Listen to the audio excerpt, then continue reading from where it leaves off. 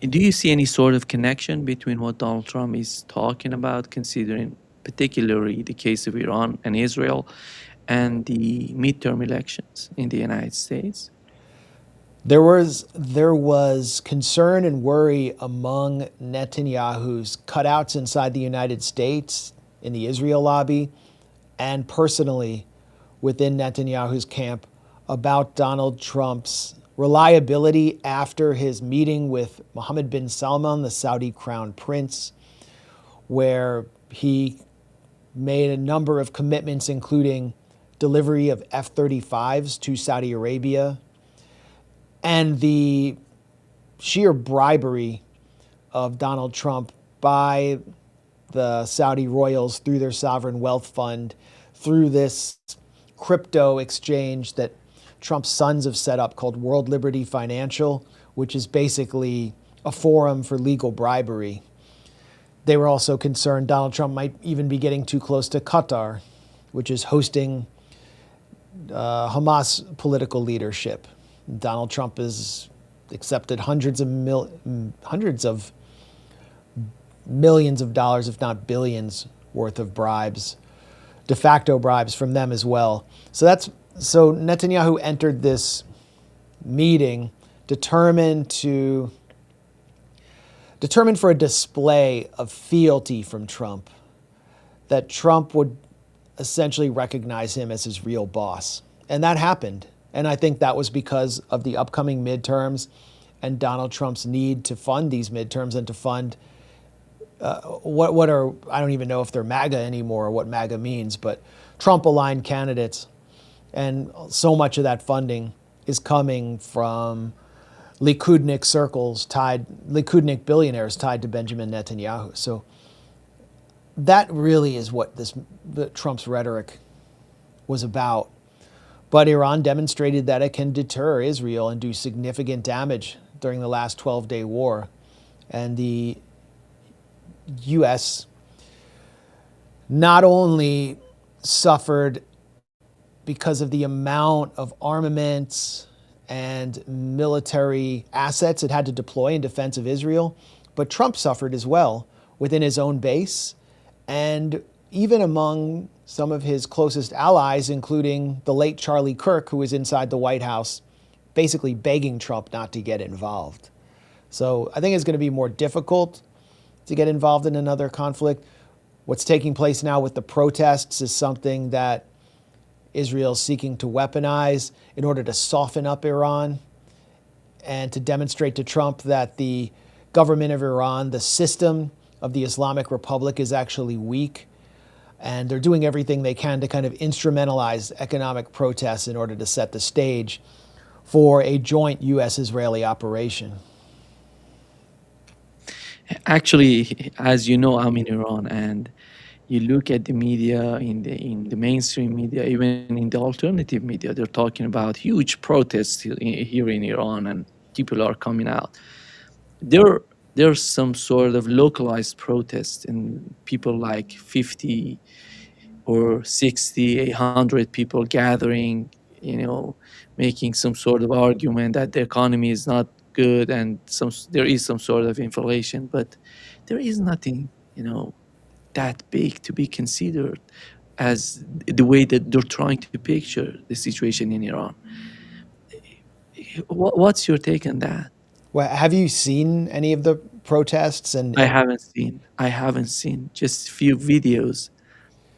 But And do you feel like supporters of the Islamic Republic are nervous about the protests? Are they purely at all, economic in not nature, or at are they all. ideological? They're totally free. They're not even trying to avoid them from protesting. They Yeah. say you can do whatever you want and you can ask whatever you want. Yeah. Well, I mean, I spoke to two Americans who recently visited Iran and left before the protests erupted, and they did describe to me an inflationary crisis, but I saw that when I was there in May. And Iranians who are middle class Iranian professionals would tell me, like, they're working so hard, but the currency is increasingly worthless, And so they can't buy a new car.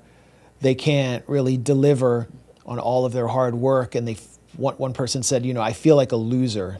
It's just so demoralizing. The mother of a young child, and someone who's extremely competent and would be making six figures in the United States, given their skill set. And that's the issue here. And the people that I spoke to did not blame the system of the Islamic Republic, but that was because these were supporters of the Islamic Republic's overall counter-hegemonic stance on the world stage. They were proud of that, and they were supporters of Palestine. You have others, even in the reformist camp, who question why Iran supports Palestine at all, given the amount of economic pressure and sanctions and danger that it places itself in because of the proximity of Israel. And so, those kinds of people who have less political education and are purely concerned about their middle class status, I think, those are the people that Israel and its propaganda apparatus are trying to persuade and weaponize. And so far, I'm not seeing that happening, especially after all the civilian casualties suffered in the 12-day war. I think there is more political awareness in Iran, among Iranian, even in the Iranian middle class, about what the stakes are. This is a crisis almost entirely brought on by sanctions. And I don't think there can be any debate about that. I'm sure there's mismanagement in Iran's economy. There's massive mismanagement in our economy as well. I know the last central bank chief was replaced, and now they're talking about replacing the current central bank chief. But the central bank has access to something like $250 billion in reserves. Well, it doesn't have access to that.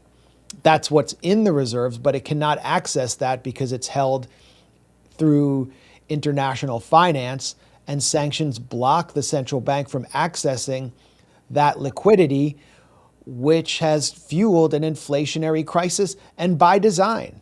I mean, if you listen to the neocon ideologues in Washington at the Foundation for the Defense of Democracies, for example, Mark Dubowitz and these characters, who are Israeli intelligence cutouts, they are proud of creating an inflationary crisis in in Iran. I reviewed a book by one of the architects of sanctions on Iran named Richard Nephew, who has worked in democratic administrations. His book is called The Art of Sanctions, and he actually boasted on the pages of his book that he limited the amount of chicken that was available to Iranians during Nowruz.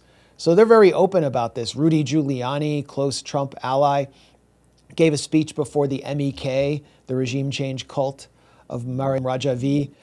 I think he was in Paris, and he said, Iranians are selling their organs on the street. This is great. The sanctions are working. So I think, to the extent that this is caused by sanctions and Iranians are aware of it, the protests are going to be localized, domestic, and focus primarily on economic issues. And it's going to be difficult to transform them into the kind of woman, life, freedom, color revolution in which masses of youth are riled up in the streets calling for the downfall of the Islamic Republic. But another point I think which hasn't been made enough is that when the 12-day war on Iran was first imposed by Israel, the most dangerous weapon in Israel's arsenal were the Mossad cells that they had recruited from within the Iranian population. I know many of those Mossad assets were migrants, but it really raised questions about the violence during the Woman Life Freedom protests and the capacity of Israel to use even just economically based protests as a vehicle for fueling sabotage and violence through Mossad infiltration. I mean, something I noticed in Iran when I was there was that it didn't feel like a police state. It's a chaotic, heavily populated society, and the security apparatus cannot manage every single aspect and watch every corner. So sabotage takes place and infiltration gets through. But so far, that hasn't happened with these protests. Yeah. I think your assessment is correct. Max, when you mentioned the case of Charlie Kirk, and with the latest, gathering TPUSA, you see two forces confronting each other. One of them is Tucker Carlson, together with, even Steve Bannon. And on the other hand, you see Ben Shapiro and his people. And somewhere in the middle, you see Megyn Kelly trying to, be on both sides, which wasn't possible. After all, Ben Shapiro, said that you cannot do this. You are with us or against us.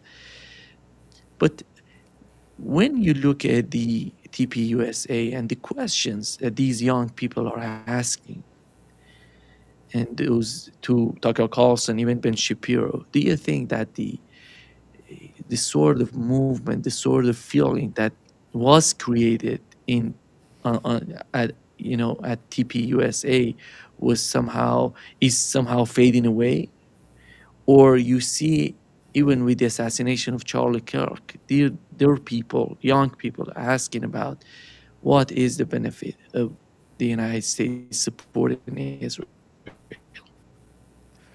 or even Well, what is the yeah. benefit of these endless wars. What I mean, what question do you want me to focus on, the split, or whether there is Yeah, more anti-war sentiment within the conservative yeah. base? The split. I want to talk about this split because that's important to understand the behavior of Benjamin Netanyahu. Well, the split is not just about Israel. Israel is one of the major issues that is splitting conservatives, and it's a generational split. You know, look at the relationship between Nikki Haley, who was Trump's UN ambassador, former South Carolina governor, total neocon who wanted to be president and was rejected by the Republican base. Supports her message to Israel during the Gaza genocide was finish them, and she signed Israeli howitzers that were going to be fired into civilian neighborhoods in Gaza.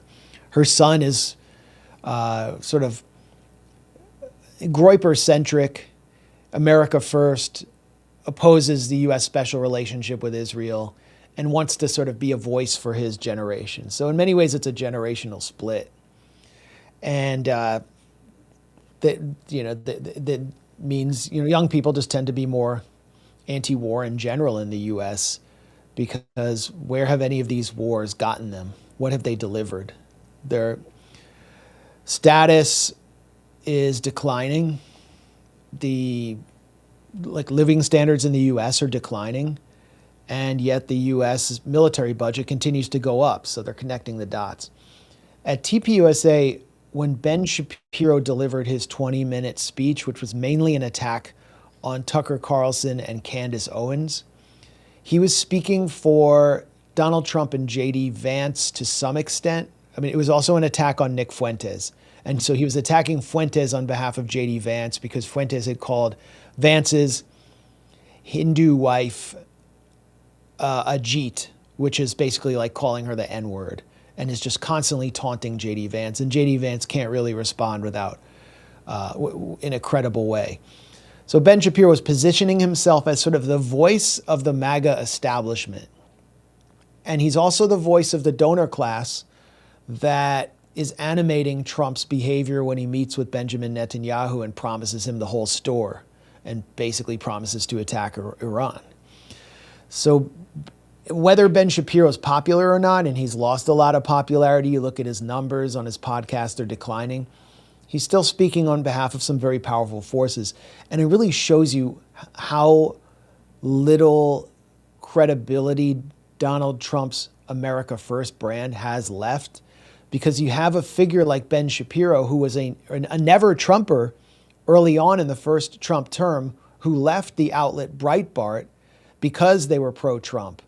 And now he's the standard bearer of the Trumpist establishment. And then you have figures like Tucker Carlson, who was one of the first avatars of the America First brand, who spoke at the Republican convention in 2024, who is who was always very close to Trump and is close friends with J.D. Vance. And he is, while he spoke at AmFest for TPUSA, he's not really welcome in the White House anymore. And in many ways, he's kind of seen it as an enemy because he's criticized Trump on Israel, on the war on Iran, on so many issues where the base feels betrayed. And then there's Candace Owens, who is, I think, in the thickets and weeds of the various theories around Charlie Kirk's death, and they're being used to the extent that she's unable to provide evidence. They're being used to discredit her by figures like Ben Shapiro. And then Nick Fuentes is kind of off on his own, attacking everybody. You know, he had this sort of so-called generational run, which seemed to be very coordinated and sequenced through all of the top right-wing podcasts. He sat down with Tucker. He sat down with Candace. He sat down with Dave Smith. He sat down with Red Scare.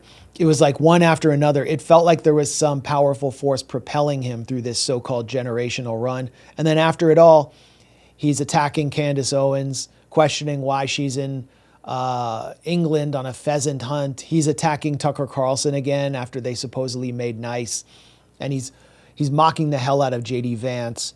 And so he's sort of this chaos agent that might not even lead people to vote for J.D. Vance. And then what is TPUSA? After Charlie Kirk was assassinated, it is essentially a gigantic grift for the remaining principals, his lieutenants, who remain mostly unknown to the American public, who can't match his charisma and don't have his political acumen. And the only one that's recognizable to the public is Erica Kirk, who gleefully replaced her husband and is now the object of, I think, very justified mockery on Twitter. You look at all these memes, like a normal widow grieving the loss of their husband is like, disappears from society for months. And then Erica Kirk, and, they'll show like 60-year-old Madonna, like working a pole on stage, or a woman shooting fireworks out of her butt. Like, those are the memes mocking Erica Kirk. And what was Erica Kirk doing on stage at TPUSA? She was having like a friendly sit down with Nicki Minaj, one of the trashiest figures to emerge from the world of corporate rap, who is now basically, it looks like some Trump crony billionaire bought her. And she's on stage making the case for Trump's military assault on Nigeria, which is obviously a play to plunder Nigeria's oil and mineral wealth. And Erica Kirk's right there. And, I've said this on our live stream last week at the Gray Zone, that if somebody blew my head off, like a Ukrainian Nazi blew my head off, or some Zionist maniac shot me during a public event, my wife, Anya, she wouldn't be doing a sit-down event with a trashy rapper just a few months later with pyrotechnic displays. I can be sure of that. She wouldn't even be doing a sit-down with a crappy SoundCloud rapper. It just wouldn't be happening. So this is not a normal person. This is a deeply narcissistic, disturbed individual, and it raises a lot of questions about the marriage to begin with.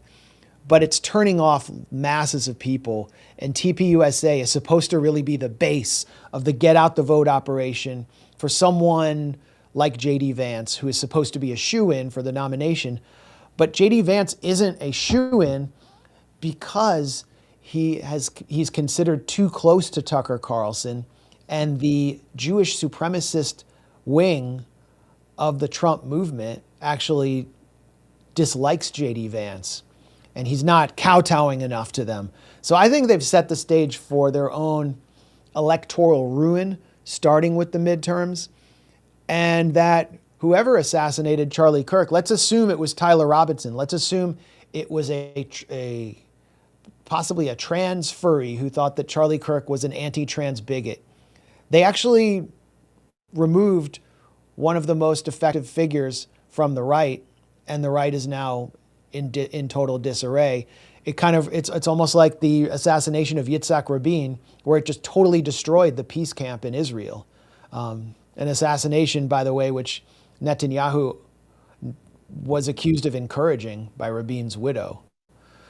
Remember, Netanyahu had to twice denounce theories that he was responsible for killing Charlie Kirk.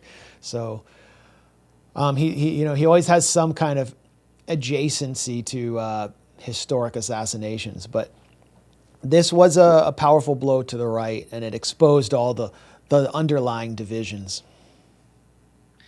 Max, Netanyahu is trying to get closer to South Cyprus and to Greece as well. Yeah.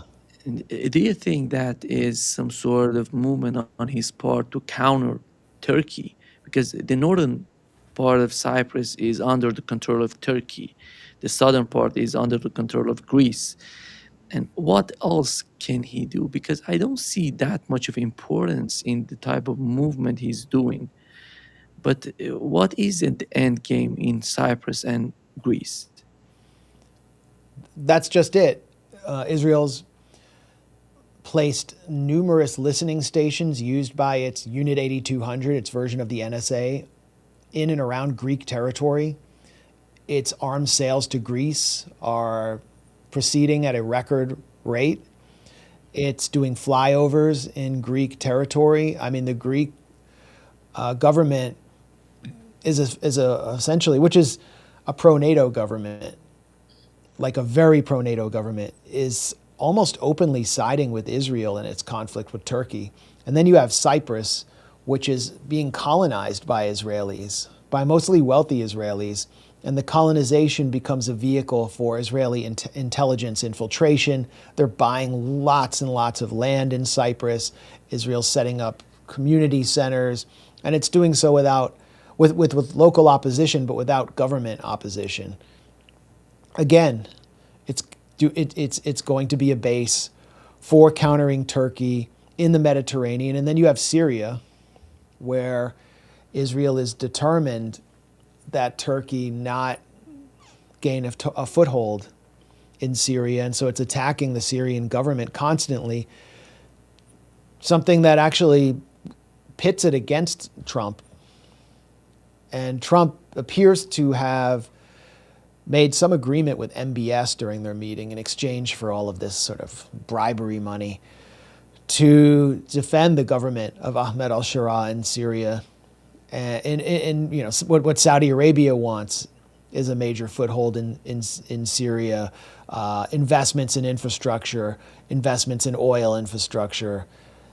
And Trump is singing their tune, and Israel's pushing back. So Israel's trying to establish a miniature imperium that extends from the Mediterranean all the way to the Bab el-Mandeb and Red Sea, where it has recognized Somaliland and becomes, I think, the first country to formally recognize Somaliland, whereas over 30 countries have recognized a Palestinian state.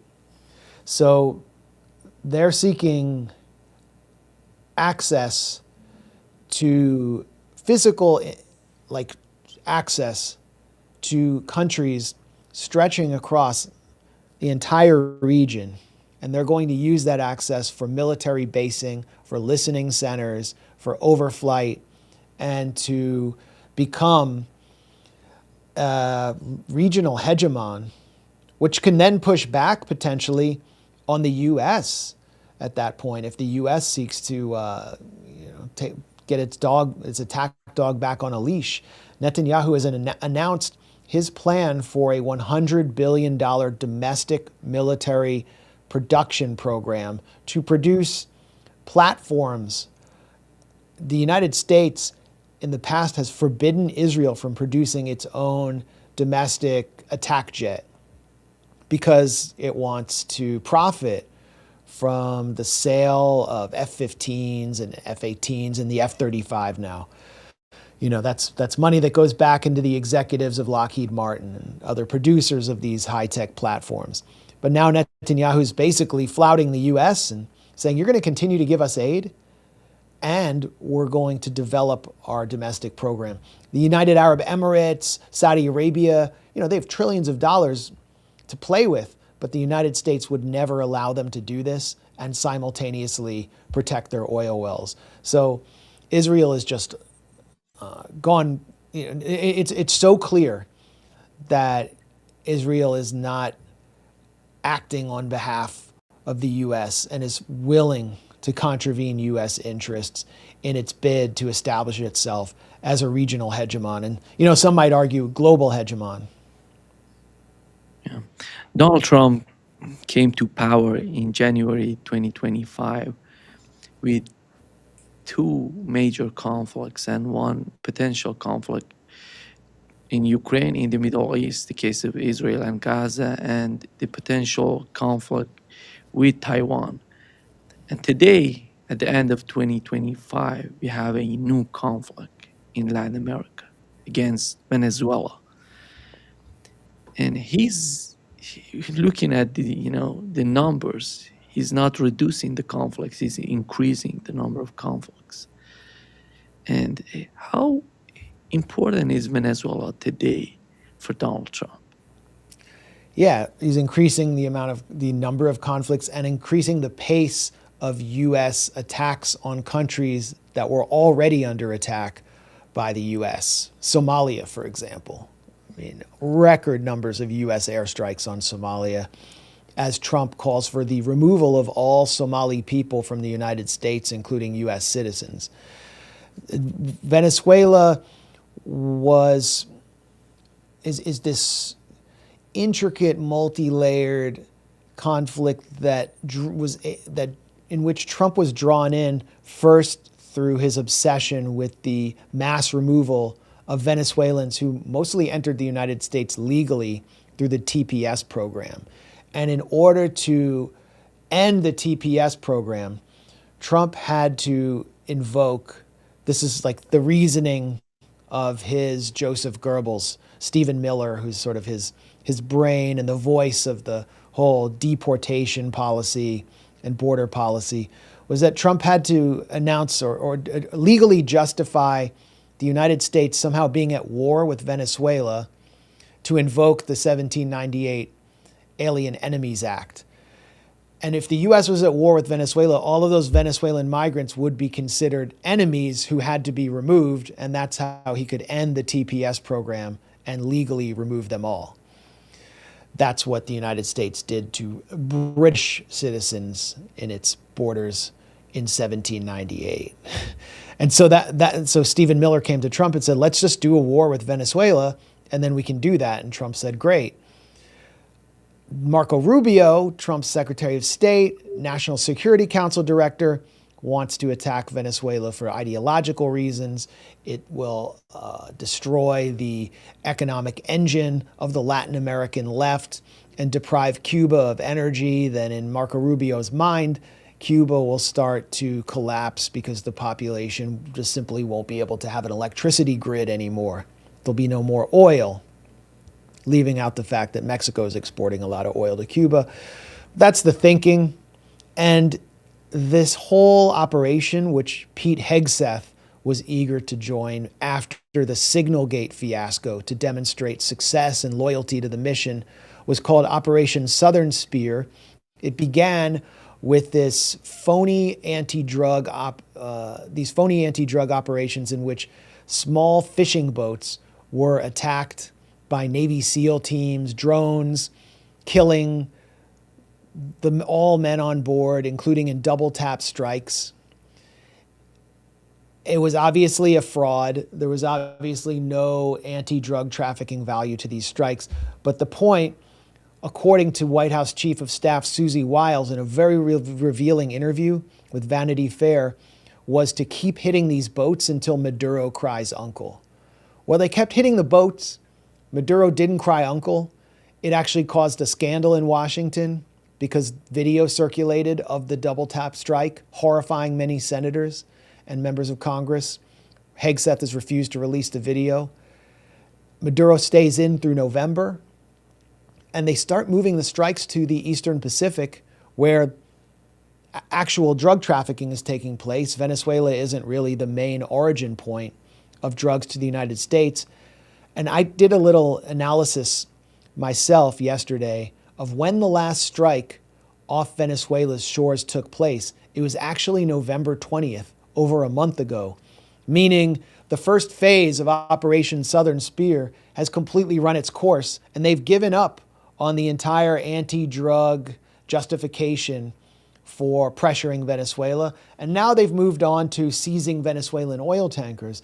Trump announced a quarantine of Venezuelan oil tankers to strangle Venezuela's economy. They seized 2 oil tankers. There's another one called the Bella One, which is sailing north in the Atlantic right now, and the Coast Guard has failed to board it after attempting to. The crew has refused to allow them to board. They've painted a Russian flag on the side of the vessel and declared that they belong to Russia. And it looks like the Coast Guard will actually fail to board Bella One, which is an amazing episode of military blundering and failure. PDVSA, the main oil company of Venezuela, is not changing any of its scheduling for oil exports, for offloading oil. Oil tankers continue to leave Venezuela, as Reuters reported yesterday. And meanwhile, you have 10% of the U.S. Navy deployed off Venezuela's coast, with more special forces coming to the fore. What are they doing there? How long can this continue? What is the point? Where is this going? Nobody knows. The American public is solidly against it. The Venezuelan public is against it, regardless of their views on Maduro. And Trump has no clear exit strategy without losing face. And the U.S. media, it's starting to dawn on them that actually Maduro isn't going to leave. So what happens next? This is the question, I think, because everyone is talking about Trump's errant and rambling comments, first on a radio show and then during his meeting with Netanyahu, about the U.S. sort of secretly striking a port that he called an offloading center for drugs in Venezuela. And it looked like he was actually referring to a fire at a livestock supply plant in Maracaibo called Primasol. It looks like he might be making it up. But the question that I have is he actually saying the U.S. struck Venezuela to give himself a way out, the same way that he provided himself and Israel with a way out of the 12-day war with Iran by launching Operation Midnight Hammer, where the B-2 bomber basically attacked Fordo, failed to destroy the uranium stockpiles, but at least gave Trump justification to say, all right, that's enough, everybody stop fighting. Is this Trump's attempt to kind of dislodge himself from a situation where he's losing face, where scandals are erupting every week, and where they can't even stop a slow-moving oil tanker?